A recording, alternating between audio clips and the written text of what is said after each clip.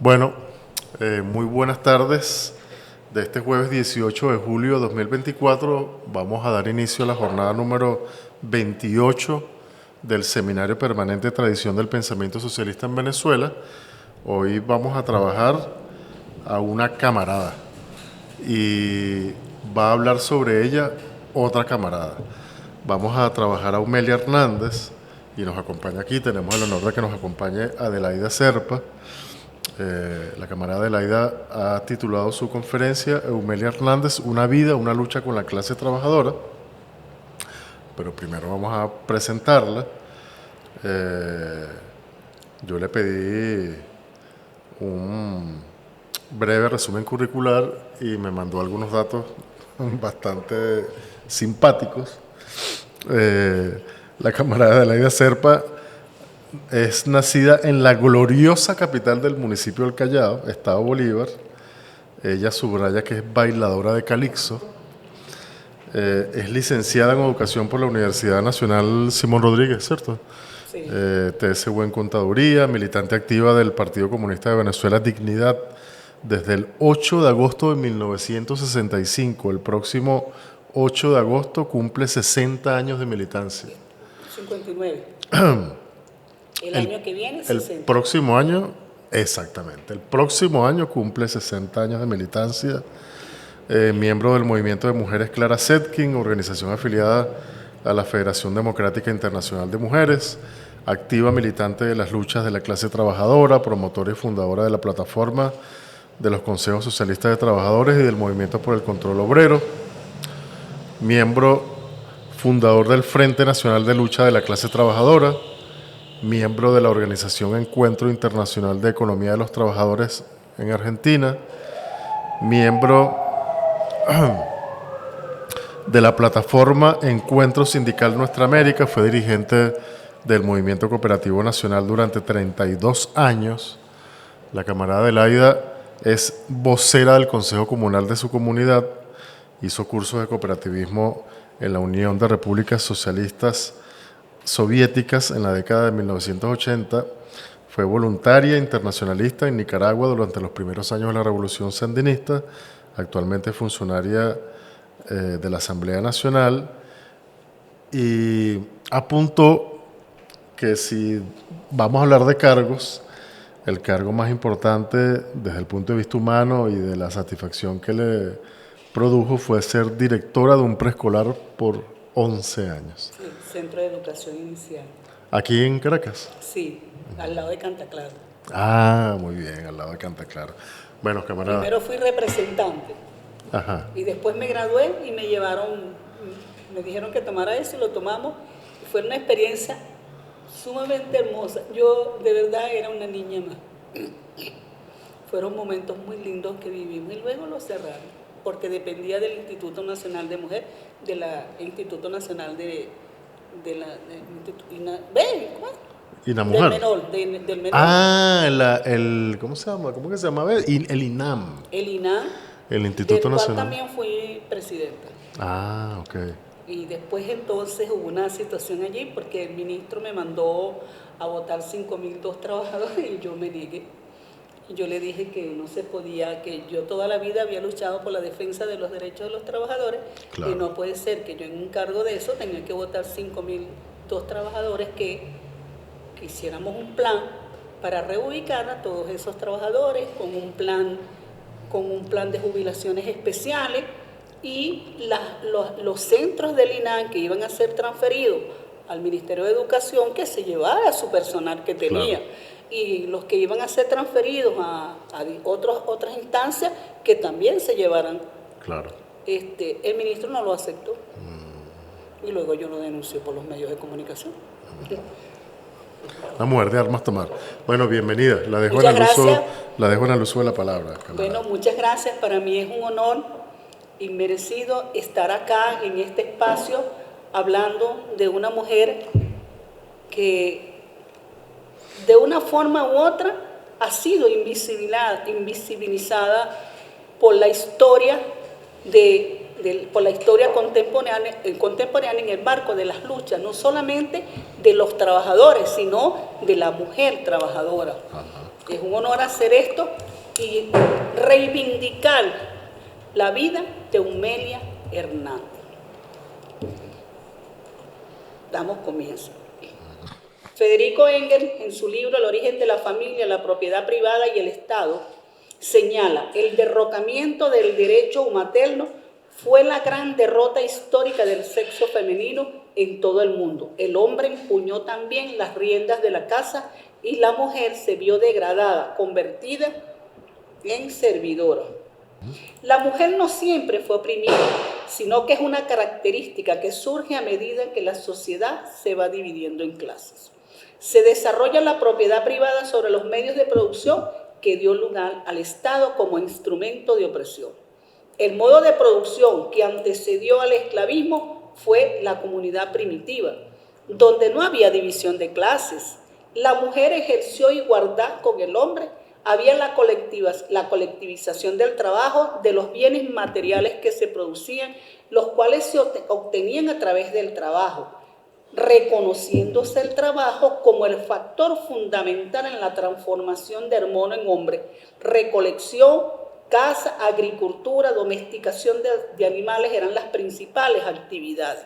No existía la propiedad privada sobre los medios, por lo tanto no existían clases sociales y tampoco lucha de clases.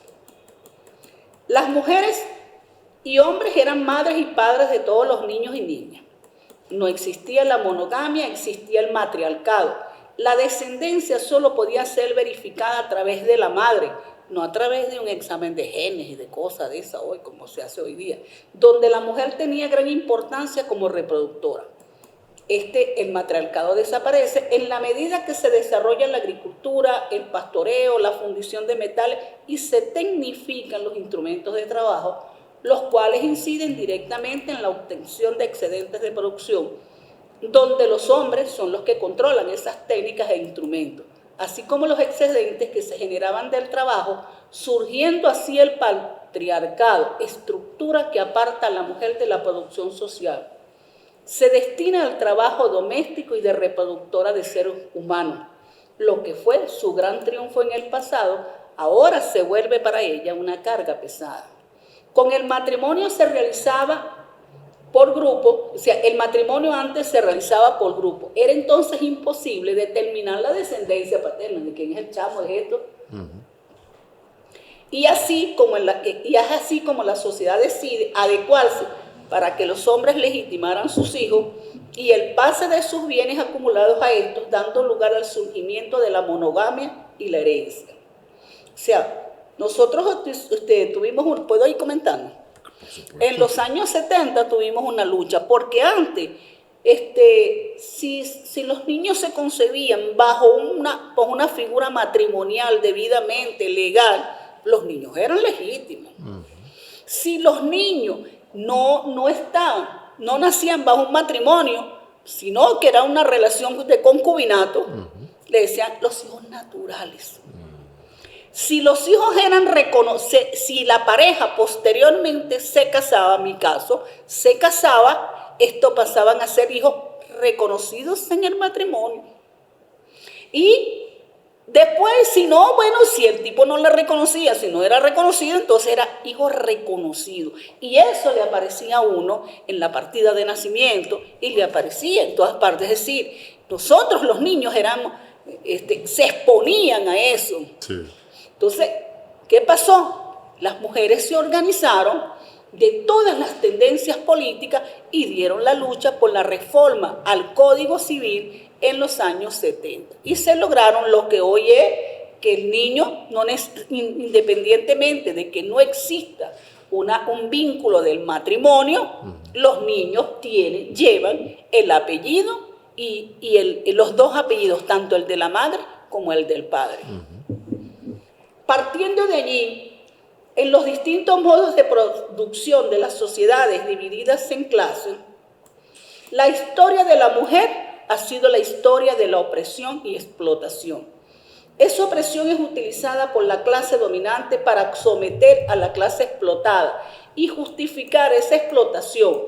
Opresión, explotación se manifiesta en la reproducción y el mantenimiento de la fuerza de trabajo a través del trabajo doméstico no remunerado. Luego logramos unas conquistas en la Constitución. Y la utilización de la mano de obra femenina con salarios más bajos, propiciando, por supuesto, si pagas menos, los costos son menos y tú ganas más. Es decir, propiciando la mayor extracción de plusvalía del trabajo de esa mujer. La mujer trabajadora y sus luchas. Aunque la opresión es común a todas las mujeres, las trabajadoras son las más oprimidas que las mujeres burguesas. Un ejemplo es la doble o triple 4 jornadas que tiene la mujer. La mayoría de las asalariadas, después de trabajar en la oficina, en la fábrica o en el campo, debe cumplir tareas domésticas en la casa, mientras que las mujeres burguesas contratan los servicios de una mujer y estas a su vez se convierten en explotadoras de estas mujeres. En estos momentos, ¿qué es lo que está pasando? En estos momentos nosotras no hacemos una jornada, una doble. Porque tenemos que hacer miles y miles de emprendimientos y de cosas verdaderamente para poder obtener un mínimo de ingresos que permitan satisfacer las necesidades en la casa. Es decir, y además tenemos miembros de nuestros centros de trabajo que le dicen a uno así, bueno, búsquese un emprendimiento. Ya ustedes saben quién hizo eso porque yo la escuché. Entonces, en eso tiene hoy la mujer que dedicarse a ver cómo, pero aparte de eso es estudiante, aparte de eso está en el consejo comunal, está en el sindicato, es decir, ya no son 2 o 3 jornadas, son diversas jornadas de trabajo que realiza la mujer. El capitalismo, por su naturaleza y esencia, basada en la desigualdad, dominación y explotación, no puede acabar con la opresión de la mujer. Fue con el surgimiento de la propiedad privada y la división de clases que se dio origen a la sociedad patriarcal, concentrando el poder en la clase dominante, y es en el capitalismo donde más se profundiza la división de clases y donde más se acentúa la defensa de la propiedad privada. Esa propiedad privada trae consigo discriminación, exclusión y subordinación de las mujeres, perdurando a lo largo del proceso histórico, desestimando los aportes sociales y estableciendo una relación de poder basada en la subordinación denominada opresión, la cual es la actitud de aprovecharse de las diferencias que existen entre los seres humanos, colocando a unos en desventaja de otros, de acuerdo al lugar que ocupan en la sociedad. Eso lo decía Carlos Marx en el libro El materialismo histórico. Esto surge de la división social del trabajo y el nacimiento de la propiedad privada, pero se acentúa en el marco de la contradicción capital-trabajo, donde el capitalista se apropia de la plusvalía que produce el trabajo, generando desigualdad de derechos, discriminación social, cultural, económica. La lucha de las mujeres por ser reconocidas ciudadanas con plenos derechos políticos ha sido un acumulado histórico de luchas.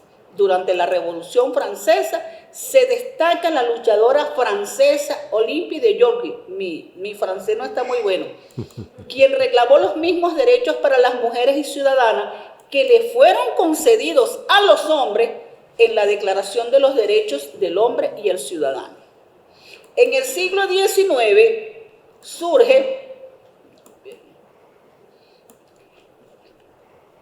mil disculpas, no se preocupe. En el siglo XIX surge en Inglaterra el movimiento sufragista por el derecho al voto para las mujeres, también conocido como primera ola del feminismo. Este se irradió a muchos países europeos y a los Estados Unidos ante el impacto de la revolución industrial y del liberalismo. Sin embargo, no es sino con grandes mujeres como Flora Tristán, Jenny Westphal, Helene de Moore, Rosa Luxemburgo, Nadezhda Krúpskaya, Alexandra Kollontai, Clara Zetkin, Eugene Coty, Dolores Ibarrubín, entre otras, que nace y se desarrolla la lucha por los derechos de las mujeres proletarias, llevando las luchas más allá del feminismo burgués, teniendo como eje central la lucha de clase. Esto se vería materializado a partir de la gran revolución de octubre. Nunca antes la mujer gozó de tantos derechos y tanta equidad como ocurrió durante el traicionado pero hermoso proyecto histórico de la Unión Soviética. las mujeres latinoamericanas no se quedaron atrás. Lucharon durante un largo periodo que va desde el siglo XIX por el derecho al voto y a ser elegidas, pero concretándose esos derechos a la igualdad y la equidad entre hombres y mujeres en el siglo XX entre 1929 y 1961. Esto no fue una concesión de los gobiernos democráticos, populistas o autoritarios, dictatoriales en su mayoría. Fue ganado a sangre y fuego con incansables y consecuentes luchas conflictivas y estratégicas por alcanzar el derecho a la ciudadanía política, rompiendo así con los fundamentos ideológicos que venían sustentando la condición de subordinación de la mujer y de todo orden de tipo impuesto. La mujer venezolana ejerció su rol desde los primeros movimientos que iniciaron los comuneros en el Socorro, participa en la sociedad patriótica, lucha directa e indirectamente en la guerra, apoyando a sus padres, esposos, hijos y hermanos en la lucha por la independencia.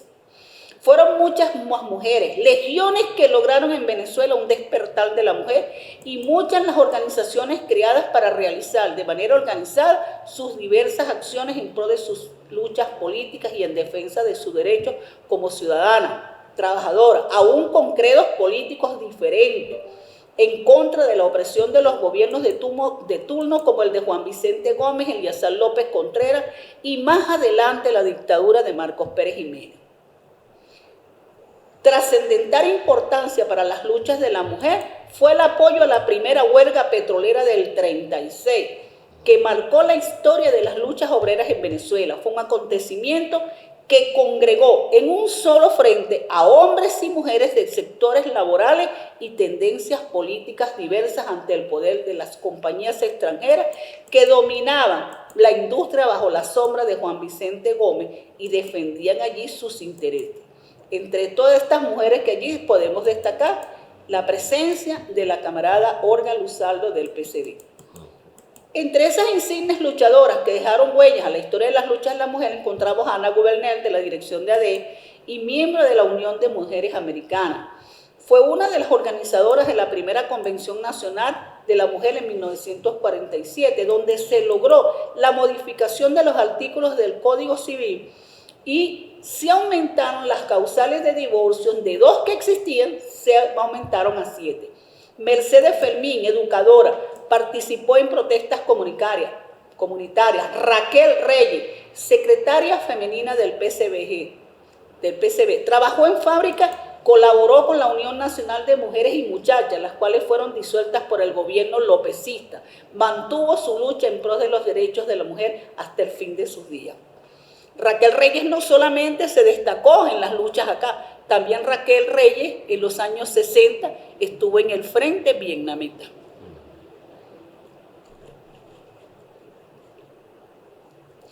También es digno destacar a Cecilio Lavarría, Aurelena de Ferrer, esposa de Leonardo Ruiz Pinedo, que fue apresada y exilada. Clarisa Sonoja, activista perseguida política, torturada por la Seguridad Nacional, así como Carmen Coelho y María Daza. Olga Luzardo también fue apresada, torturada y exilada.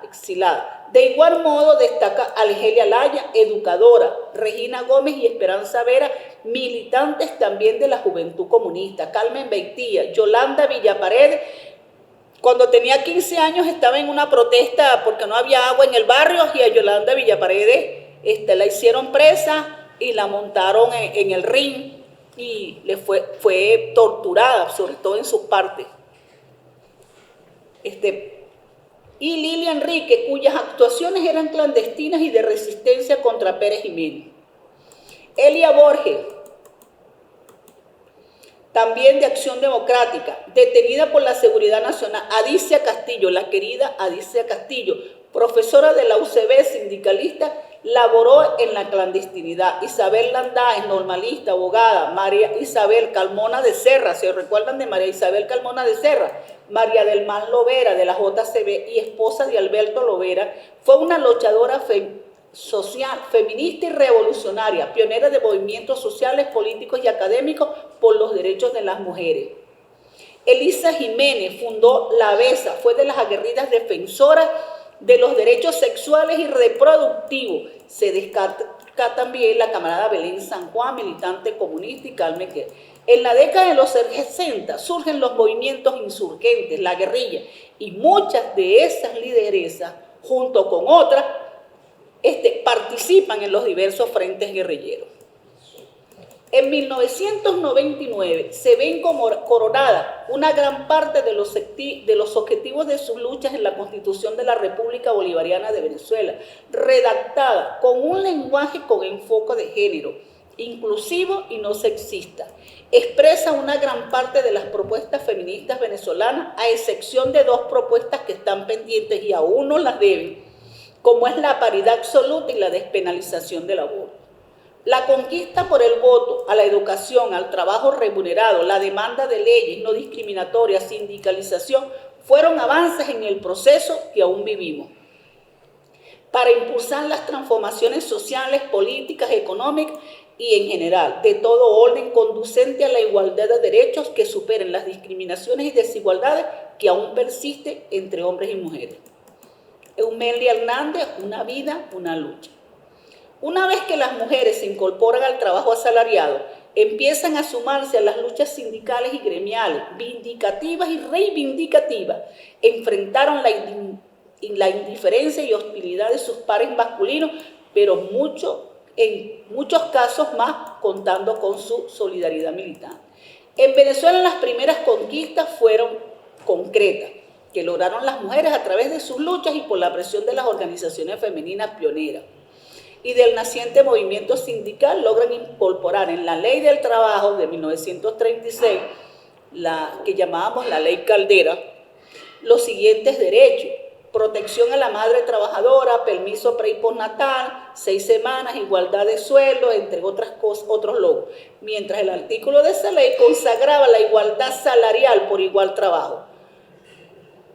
También contemplaba la creación de casas cuna, junto al reposo prenatal y postnatal. Sin embargo, Miguel Acosta Sáenz expresa que las mujeres ganaban en muchos casos, sobre todo en las zonas rurales, la mitad o menos de lo que percibían los hombres como sueldo. Es decir, tanto latifundistas como sectores empresariales, en su mayoría, hacían caso omiso al derecho de igual salario por igual trabajo. Y aún cuando está consagrado en la Ley Orgánica del Trabajo, que fue una construcción colectiva con la clase trabajadora, con propuestas incluso de las mujeres, aún se conserva esa discriminación. Eso todavía no lo hemos logrado. A nivel del movimiento sindical, a finales de los años 30 e inicio de los 40, la presencia de la mujer en las organizaciones gremiales y sindicales fue amplia y significativa, aunque muy minoritaria con respecto a los hombres. A mediados de los 70, algunas mujeres fueron elegidas para formar parte de las direcciones ejecutivas de las principales centrales de los trabajadores y trabajadoras de Venezuela, como la CTV, la CUTV y CODESA. En el marco de estas luchas de la mujer trabajadora, cobra relevante importancia histórica por su lucha consecuente en defensa de los derechos de la clase trabajadora y de mujer, la camarada Eumelia Hernández. Nace el 14 de octubre de 1913 en Calabozo, Estado Guárico, bajo el gobierno de Juan Vicente Gómez. Para la época era una hacienda y Gómez su dueño. Fue una mujer de fuste, gran activista en el combate permanente por los derechos de la mujer. Fundadora en 1936 junto a prominentes luchadoras sociales como Josefina Juliá, Lola Morales Lares, Victoria Corado, Mercedes Clemí, Carmen Clemente, María Teresa Castillo y de la agrupación femenina cultural. Esta casa comenzó a funcionar de forma clandestina durante los últimos meses de la dictadura de Juan Vicente Gómez. Desde allí luchó contra el analfabetismo, por la organización de escuelas de mujeres obreras, por las relaciones entre todas las organizaciones de mujeres, por la defensa de los derechos de la mujer obrera, por la fundación de la Casa de la Obrera y por la protección de la madre y de los menores. Eumelia es pionera del sindicalismo femenino en Venezuela, cuando esta actividad solo era ejercida por hombres. Su labor sindical la desarrolló principalmente en Caracas y Puerto Cabello. En 1938, en la Casa de la Obrera, tenía una biblioteca que llevaba el nombre de Tina Larralde. En 1940 fue una de las promotoras y organizadoras de la conferencia preparatoria al primer Congreso Nacional de Mujeres realizado en el Ateneo de Caracas. Allí presentó la ponencia Mujer Obrera, donde abogaba por la igualdad salarial para las trabajadoras, mejora de condiciones de trabajo de las obreras, salud y por la ejecución de una campaña de alfabetización de la mujer en la ciudad y el campo. En 1944 es electa secretaria de organización de la Agrupación Cultural Femenina. El 30 de junio fue una de las fundadoras del Frente Amplio de Acción Cívica Femenina, organización de mujeres que surgió como una plataforma unitaria que agrupaba en su seno a la Asociación Venezolana de Mujeres y la Agrupación Cultural Femenina. Este frente cumplió un papel fundamental para que las mujeres obtuvieran derecho al sufragio. Nosotras todavía éramos tan invisibilizadas que no teníamos derecho ni siquiera al voto. En 1944 participó en el debate que se dio en el Cine Apolo, en el centro de Caracas, entre los movimientos de mujeres de Unión Popular Venezolana, que era la fachada legal del Partido Comunista de Venezuela, y el Partido Democrático Venezolano, de Medinangarita, el medinista. En dicho debate se expusieron dos puntos de vista. Por un lado, las medinistas ratificaban el rol de la mujer sumisa, esclava y conservadora, y las comunistas que agitaban su voz en pro de la defensa del derecho a la emancipación de la mujer. Una de las conquistas populares que se lograron fue celebrar el Día Internacional de la Mujer, el cual se celebra por primera vez en Venezuela el 8 de marzo de 1944. Otro se dio el 5 de mayo de 1945, gracias a los esfuerzos de la acción cívica femenina, donde se aprobó la reforma a la Constitución que habilitaba el sufragio femenino para las elecciones. Imagínese usted, en el 45 nos dieron derecho para que votáramos solo en las elecciones municipales, pero ni para gobernaciones ni para la presidencia. Eumelia provenía de una familia muy pobre, pero siempre manifestó que tuvo una infancia feliz y sin problemas. En algún momento de su devenir de lucha, confesó que 2 veces fracasó en su vida de casada, porque le dedicó más tiempo a la política que al hogar, que su primer esposo la colmó de comodidades, pensando que así se olvidaría de la militancia. Craso error. Ella crió y formó a sus hijas sola. Con respecto a la triple opresión de la mujer, Eumelia decía que a las mujeres les tocaba hacer tareas indispensables, pero que pasaban desapercibidas a diferencia de las que hacían los hombres. Eumelia, como obrera de la industria textil y del calzado desde muy joven, se incorporó a las luchas revolucionarias y por la emancipación, ingresando al Partido Comunista de Venezuela. Fue una mujer recia y disciplinada, que se oponía al reformismo, al revisionismo y al oportunismo. Por eso decía, la revolución no se hace con flores. La primera vez que la encarcelaron fue durante el gobierno de Eleazar López Contreras, en plena resistencia contra los vestigios del gomecismo.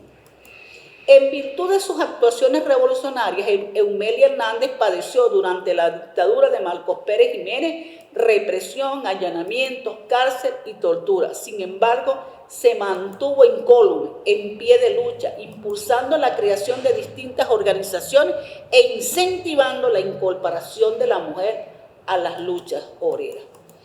En 1968 fue una de las organizadoras y promotoras del primer seminario para la evaluación de la condición de la mujer en Venezuela, el cual se había trazado la meta de crear una federación de mujeres, hecho que no fue posible debido a la negativa de Acción Democrática y COPEI de que sus militantes participaran. Dicho seminario se celebró los días 27, 28 y 29 de junio de 1968 en el Palacio de las Industrias en Caracas. Eumelia fue responsable de dirigir la comisión y tratar el tema de la mujer en el cuadro político. en la cual se aborda la importancia de que la mujer participe en la política nacional e internacional y que ocupe mayores responsabilidades dentro de los partidos y las instituciones, y no únicamente aquellas destinadas al tema de la mujer. Organizó y participó como delegada en el histórico primer Congreso Venezolano de Mujeres, celebrado en Caracas del 21 al 25 de mayo de 1975. Ese año también participó en la fundación del Movimiento de Liberación de la Mujer. Eumelia participó en numerosas reuniones sindicales, dentro y fuera del país, representando a la mujer obrera venezolana en el exterior. Durante el año 75 participó en el primer Congreso Unitario de Mujeres Trabajadoras en representación de la CUTV. Fue responsable del Departamento Femenino de la Central Unitaria de Trabajadores de Venezuela desde el cuarto Congreso de la CUTV en 1963 y fue la primera mujer en ser electa a una secretaría o cargo de dirección en una central sindical nacional, siendo electa también secretaria de Actas y Correspondencia en el sexto Congreso de la CUTV en el 72. Luego secretaria de Estadísticas y Empleo en el octavo Congreso de la CUTV, y en el 76, en el octavo Congreso, fue electa vicepresidenta, y en el Congreso de la CUTV repitió en el cargo.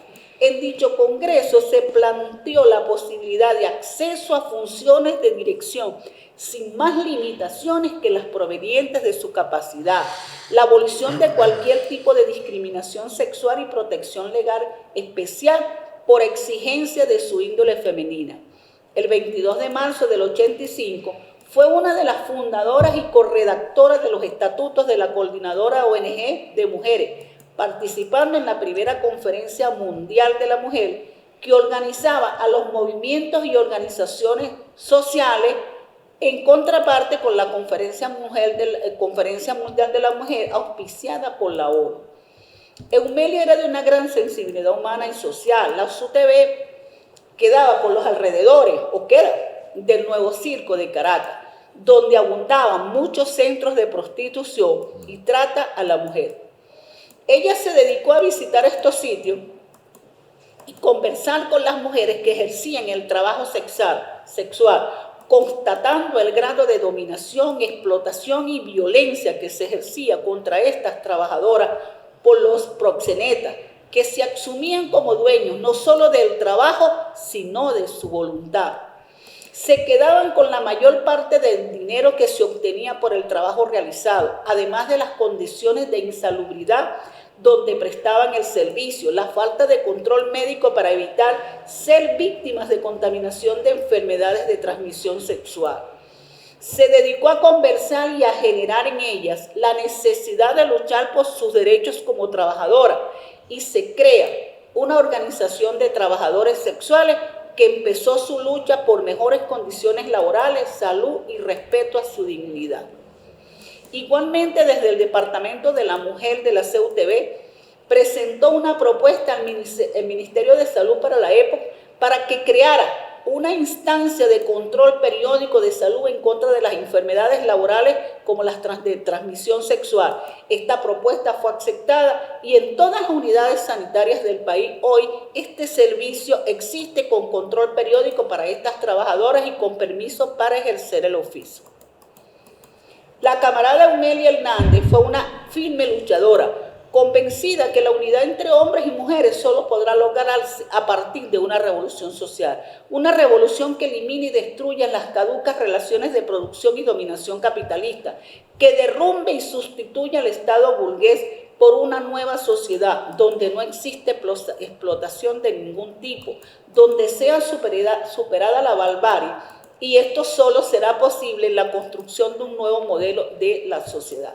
La mujer trabajadora, por el hecho de ser oprimidas y explotadas, pueden y deben luchar de forma consecuente, luchar contra esa opresión y dominación a través de la organización clasista y revolucionaria, elevando su nivel de conciencia para lograr su emancipación, lucha que debe ser llevada codo a codo junto con el hombre proletario, porque el problema de la mujer no es un problema del hombre, es un problema del sistema y de las relaciones sociales que se dan.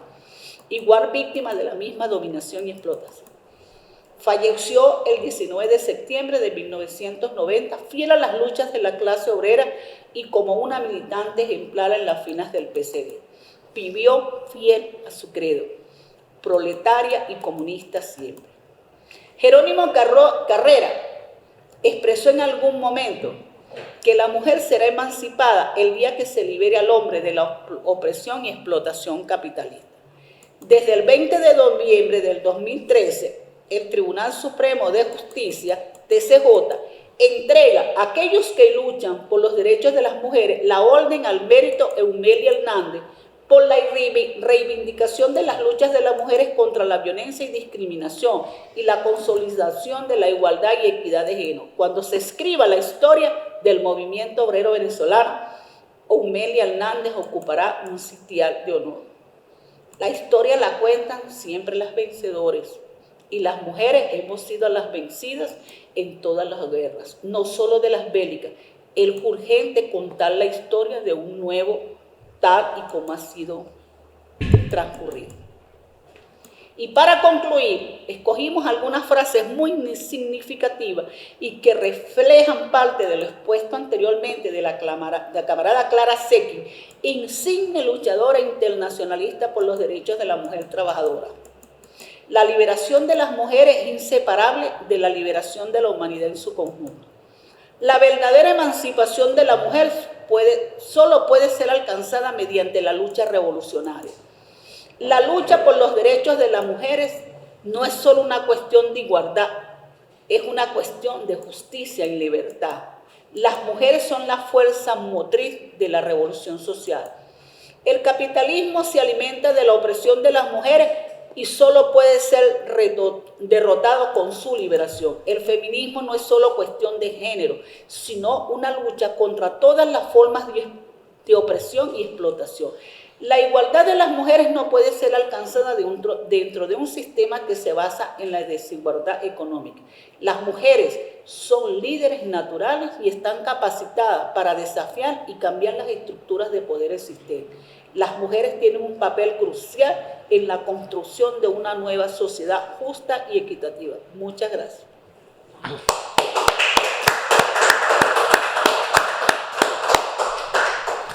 Me comentaba antes de iniciar su conferencia que no tuvo, que tuvo poca oportunidad de compartir con la camarada. Sí, porque ponía así como un frente, ¿no? Tenía un carácter como era fuerte. Un carácter, cuando uno veía sonreír a Eumelia, era así como ver un cantal de pajarillo.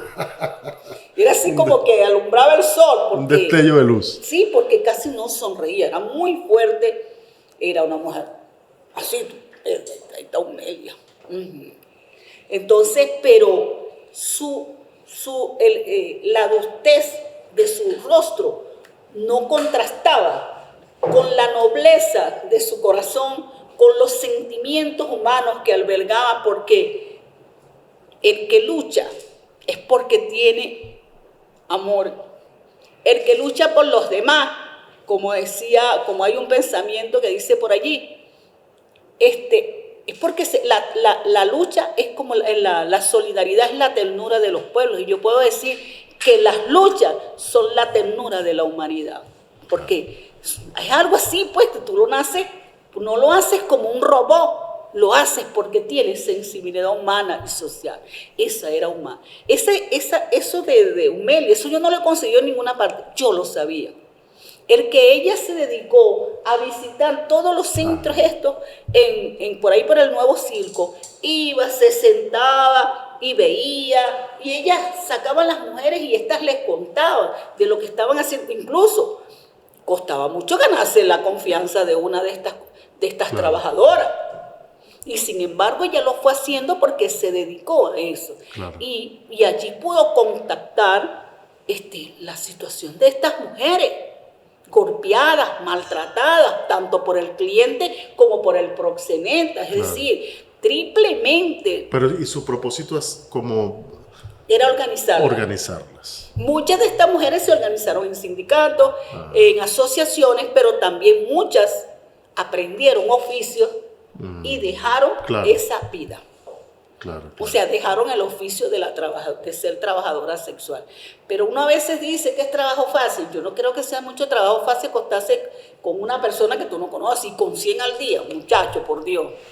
Por supuesto. Entonces me parece que eso fue una labor bellísima y casi nadie la dice, pero yo sí la conocía de eso y era una de las cosas que más me impresionó de ese trabajo. Yo recientemente, a raíz de una situación que pasó con la alcaldesa, esta no, la otra anterior de Caracas, con Rafael Uzcategui, por allí, por la sitio, que hay un grupo de compañeras de trabajadoras sexuales que viven en esas casas y fueron allanadas y se las iban a llevar presas. Y Uzcategui salió en defensa de ellas y luego a través de ellos, de esto se le inventó una calumnia a Uzcategui. Yo le decía a un camarada, le contaba lo de Omelia y él me decía, ¿tú eres capaz de hacer eso? Le dije, sí, yo voy acompañada, yo no tengo ningún problema en ayudar, porque, o sea, uno tiene que ayudar a organizar a las mujeres porque la explotación se refleja no solamente en la fábrica,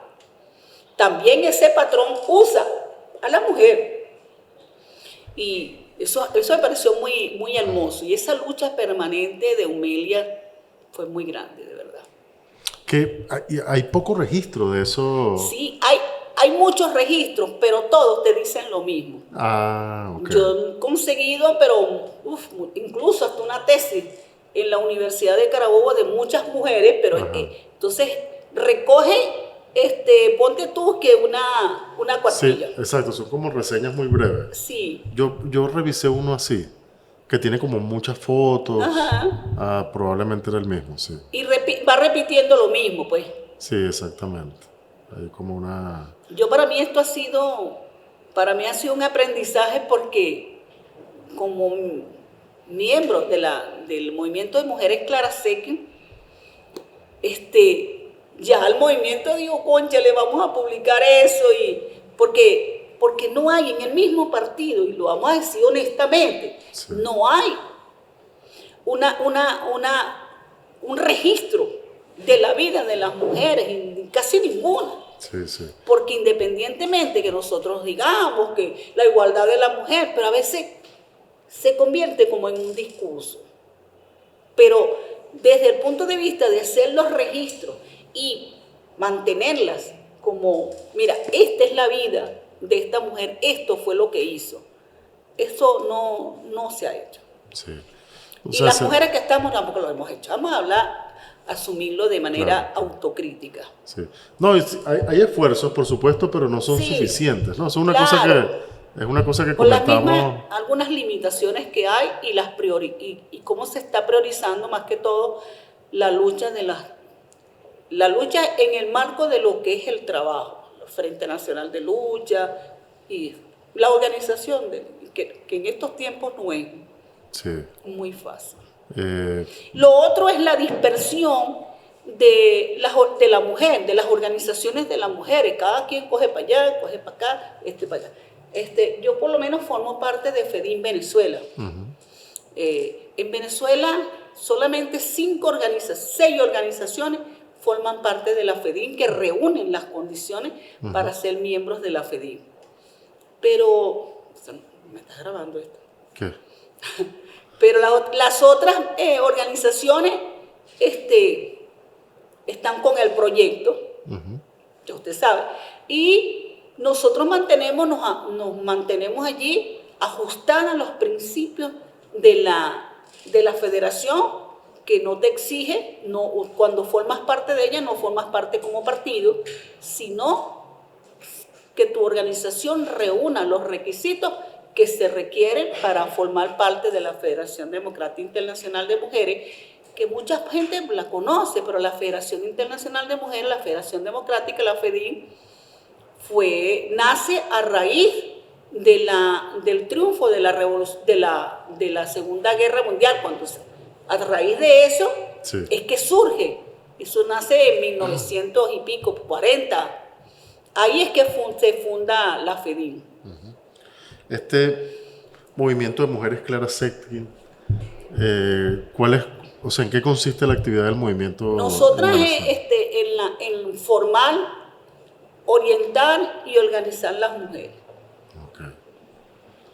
Y formar parte no solamente de las luchas de las mujeres locales, Sí. sino también participar en las luchas internacionales, pues de solidaridad, eso. Y en materia sindical en este momento, ¿cómo está el movimiento de mujeres?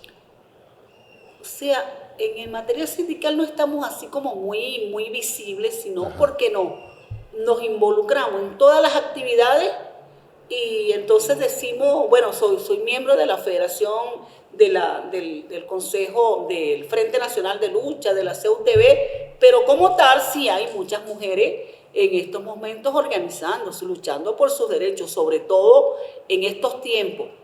Sin embargo, no es tanta la participación como en años atrás debido a la situación, porque la gente dice, o me voy a la reunión del sindicato o de la comuna, lo que sea, o hago una actividad para yo completar el salario. Usted me comentaba antes de sentarnos acá que había participado de la creación de, ¿cómo se llama? De este comité, Rome, este comité que luchó por la liberación de Alfredo y Argenis. Mire, yo tengo la hipótesis de que sí se hacen demasiadas cosas. Y usted es un ejemplo, y por supuesto la camarada Humelia, son ejemplos bastante elocuentes de eso, pero está tan naturalizado.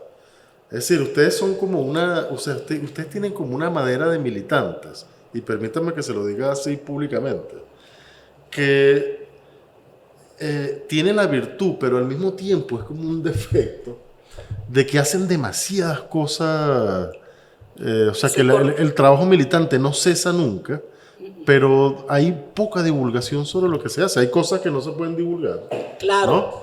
¿no? O sea, yo no me refiero a eso. O sea, me refiero a que hay, me parece que en general hay poco registro Eso es de la correcto. cantidad de frentes de lucha en los que están involucrados. Y entonces, bueno, la vida está puesta al servicio de, digamos, de la militancia Yo cotidiana. tengo una anécdota del movimiento cooperativo. En los años después que se da el Caracazo, Ajá. bueno, aquello convulsionó a todo el mundo y explotó y aquello, Claro. y todo el mundo buscaba reunirse, ¿cómo hacer? Nosotros en la Central Cooperativa de Caracas hicimos una serie de reuniones con diversos especialistas y entre ellos estuvo el padre Arturo Sosa. Ajá. Y él nos fue explicando, pues, cuando yo veo aquella realidad y lo de hoy es la misma que vivimos en el 89. La gente ocupada de lo suyo, cómo generar recursos, cómo llevar la comida para su casa. Me acuerdo que en aquel momento cada quien cargaba una bolsita en el bolsillo y donde veía un camión vendiendo verduras que vendía más baratas, ahí compraba. Eso lo vivimos. Ajá. Y en el marco de eso después nos llamaron a una reunión de Fedecámara. Nosotros fuimos a Fedecámara. Y entonces nosotros allí expusimos todo lo que hacíamos en el movimiento cooperativo. Que nosotros tenemos las cooperativas de ahorro y crédito donde la gente ahorra, que nosotros tenemos las cooperativas de consumo donde se hacen huertos familiares, donde se vende a menor costo, que nosotros tenemos el servicio funerario, que nosotros tenemos cooperativa de producción, que nosotros tenemos el servicio de educación. Y así le fuimos diciendo, y esta gente nos miraba así, abarrotadas No tenían ni idea. de toda la información y de todo lo que hacíamos. Y al final uno dijo, mire, ¿ustedes cómo hacen? Nosotros no tenemos la menor idea de todo eso que ustedes hacen. ¿Y quién lo conoce? Y nos dijo, nosotros hacemos 2 o 3 cosas y todo el mundo lo sabe. Claro. Lo divulgamos. Los empresarios. El problema está en que ustedes no dan a conocer porque eso forma parte, tan natural que forma parte de su quehacer. Exactamente. Bueno, un poco lo que le comentaba. Eso es lo que nos está pasando a nosotros. Nosotros hacemos que si el Encuentro Nacional por los Derechos del Pueblo, aquello, sino que todo. Y bueno, estamos ahí metidos. Una de las cosas bien bonitas que tenemos es ese comité de familiares y amigos por la liberación, que fue una idea. Coméntanos un poco sobre eso. El comité de los familiares y amigos fue idea de Alfredo Yalgeni. Cuando ellos les dan la casa por cárcel, ellos nos llamaron a varios, hicieron la propuesta: mira, nosotros hemos estado presos, están pasando necesidades, gente que ya se les venció la condena, gente que no son trasladados, gente que les llegue el traslado para ellos ir a hacer, y a las audiencias no van, no los llevan, es decir, y el tráfico de dinero, todo eso, y nosotros creemos que debemos de hacer algo. Claro. Y hace la propuesta del comité. Por supuesto que inmediatamente se la compramos, la asumimos, pues, y desde allí comenzamos a generar todo un trabajo de lucha. Nos conseguimos a un camarada, un trabajador, que Rodney Álvarez. Claro. 11 años preso, Rodney, es que me da un sentimiento, un dolor cuando lo nombro. 11 años de su vida perdió Rodney sin ser condenado a un delito que no cometió. Perdió familia, perdió todo. Y tú dices, ¿y quién le devuelve a este ser humano esos años perdidos? Y luego después muchos, lo voy a decir aquí, grábenmelo, muchos quisieron que Rodney Álvarez fuera revolucionario. Pero ¿cómo tú vas a ser revolucionario? ¿Y quién fue el que te tuvo 11 años preso, chico? Claro. Sobre todo si tú no eras un trabajador que no tenía formación política e ideológica, que eras un trabajador que estaba en una actividad en defensa de sus derechos y que allí lo culpan, lo responsabilizan de un hecho que no cometió. Sí. Injustamente lo tuvieron por La Pica, lo tuvieron por El Dorado, lo tuvieron por todas esas cárceles, hasta que un grupo de gente lo buscó y lo ubicó y solicitó para que ubicaran su caso en Caracas y lo le recluyeran en El Rodeo. Y allí el comité de familiares y amigos asumimos esa tarea de la defensa y de solicitar en todas las instancias que se abriera el debido proceso, que se aligerara el proceso y este compañero fuera excarcelado. Lo logramos, y un día, un lunes santo, el fiscal general de la República amanece diciendo con un tuit: Rodney Álvarez debe de ser liberado, debe estar en libertad plena. En la tarde lo llaman, va al tribunal, le dan su boleta de excarcelación. Si a ti te dan tu boleta de excarcelación, ¿qué es lo que tienes tú que ir? Coges por esa puertita para la calle, ¿verdad? Exacto. No sucede así en los actuales momentos. ¿Qué hacen? Te llevan entonces los custodios nuevamente, te devuelven al retén y verán cuando te sueltan. Así pasó con René. Nosotros tenemos un grupo y bueno, uno de los padres de los controladores aéreos también, que después el ciudadano presidente se refirió a los delitos que se cometían en el control aéreo y que estos jóvenes denunciaron. Lo que les salió fue cárcel. Bueno, el papá de uno de ellos recibió una llamada donde le dice: el miércoles santo en la noche, nosotros fuimos el martes, previamente, después del lunes, fuimos el martes santo allá a buscarlo al rodeo. Nos dijeron textualmente que no tenían la orden de liberarlo por parte del ministerio. ¿Cómo explicas tú esa dualidad? El ministerio es la guarda y custodia de unos privados de libertad. O sea, lo administrativo se impone sobre Entonces, sí, ahora se impone lo administrativo y no prevalece la justicia el acto de justicia. La declaración de que le da el juez, que le dice: ya tú estás libre. Sino que simple y llanamente lo vuelven a llevar para allá hasta que Dios diga. Se fue allá, dice: vayan al ministerio. Al siguiente día se van los dos abogados que lo defendían al ministerio, le dice: era 13 de abril. No lo podemos atender porque todos se fueron para la marcha. Bueno, se dijo, bueno, mira, en el grupo, mira, se dijo, mira, nada, tendremos que esperar la otra semana, porque seguro que lo que es Jueves Santo, como a golpe de las 11:10 de la noche, se recibe una llamada de que dice, pilas, van a liberar a Romney. Y ahí mismo todo el mundo se puso en alerta. Al rato otro, tiraron a Romney a la calle.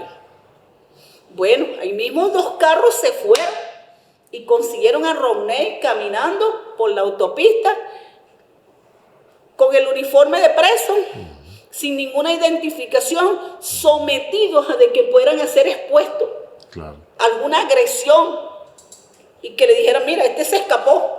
Claro, pasa la policía por ahí. Claro, lo vuelve a llevar. Sin cédula, sin nada. Lo tiraron. Afortunadamente lo consiguieron. Y es aquella figura, aquella foto que ha recorrido el mundo, donde Romney se arrodilla y pone sus manos así. Sí.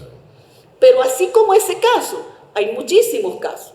De gente que sigue presa. De gente que sigue presa. Y bueno, el comité sigue trabajando. Ahorita tenemos nuestra lucha por la defensa, solicitando que la liberación de Romero, que soltaron a otros, pero a él no, solamente. O sea, en este país, protestar o luchar por tus derechos se convirtió en un delito. Sí. Es lamentable, pero eso se convirtió en un delito. Es correcto. Un derecho constitucional que es la protesta pacífica, hoy día en un delito. Entonces, esa es la situación que estamos viviendo y es la situación que viven nuestros privados de libertad, que independientemente de los delitos que hayan cometido, son seres humanos y cuyos derechos están establecidos en la Carta de los, como se lo decía yo a unos custodios que me dijeron, no venga más. Dije, no, él tiene derecho. Claro. Son derechos establecidos en la Carta de los Derechos Humanos y además están en nuestra Constitución. Claro. O sea, de manera que esta es la situación que se viene presentando y la situación de los trabajadores y las trabajadoras es muy terrible. Sí. De verdad. Hoy día que te digan a ti que toda tu vida... Cuando era niño, yo estudiaba 3er grado, tenía una maestra tan linda, tú sabes, unos taconcitos, así, era tan bonita, y yo decía, ay, yo voy a estudiar para maestra para ser como ella, bonita, y vestidita así. Hoy día no, hoy día el maestro no le alcanza el presupuesto, no le alcanza el sueldo, ni para comer, mucho menos para pagar, para comprarse vestimenta. ¿Cuántos no van al trabajo porque no tienen para el pasaje? Y por eso es que tú ves escuelas que están dando clases 2 veces a la semana. Yo vivo frente a una que tiene 1000 y pico de estudiantes. Y cuando yo me levantaba con el himno nacional, hoy día silencio total. Claro.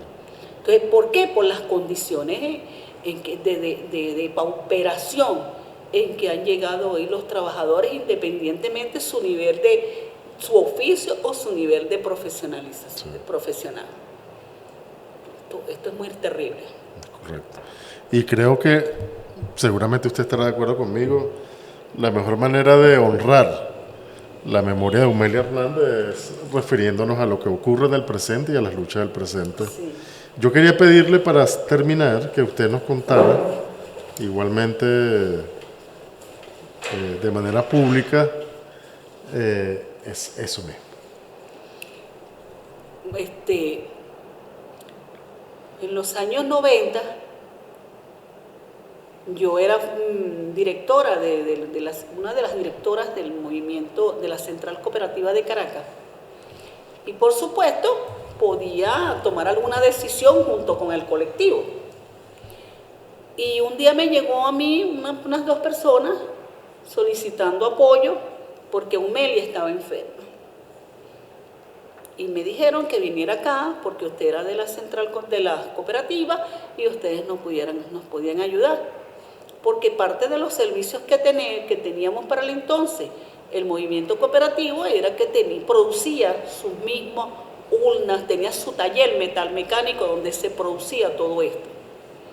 Bueno, yo me fui hasta allá. logré convencer a la directiva de que hiciéramos esa donación y celebráramos, se despidiera con honores mínimos a la luchadora Eumelia Hernández. Pasó eso. Años después, cuando muere el camarada Jerónimo Carrera, me tocó a mí estar en el protocolo, y luego después que se llevan el cuerpo, me dice un camarada, vete para el Teatro Junín. ¿Y qué voy a hacer yo allá? Yo estoy muy cansada. Bueno, total es que asumí, como siempre, porque para tener 60 años en el Partido Comunista hay que tener un mínimo de disciplina. Así es. Entonces, disciplinadamente yo me fui, entre dientes, rezongando entre dientes, y me fui para el Teatro Junín, y allá, bueno, estaban entregando condecoraciones, era un homenaje, era 30 de abril, y estaban haciéndole un homenaje a los trabajadores y todo eso, y yo sí me decía, ¿y qué hago yo aquí? Y de repente hablan de que van a entregar una condecoración que se le da a las mujeres y que lleva el nombre de una gran mujer, una extraordinaria luchadora, Eumelia Hernández. Y a la primera mujer que llaman y le otorgan esta medalla es a mí. De verdad que eso me llenó de una gran emoción, porque jamás en mi vida yo me podía imaginar esto. Eso y este diploma, ¿no? Y este diploma que recibí. Y hoy lo traigo para refrendar lo que digo al final, de que la condecoración Eumelia Hernández fue establecida por el Tribunal Supremo de Justicia para honrar y reconocer a las mujeres que se han destacado en defensa de los trabajadores.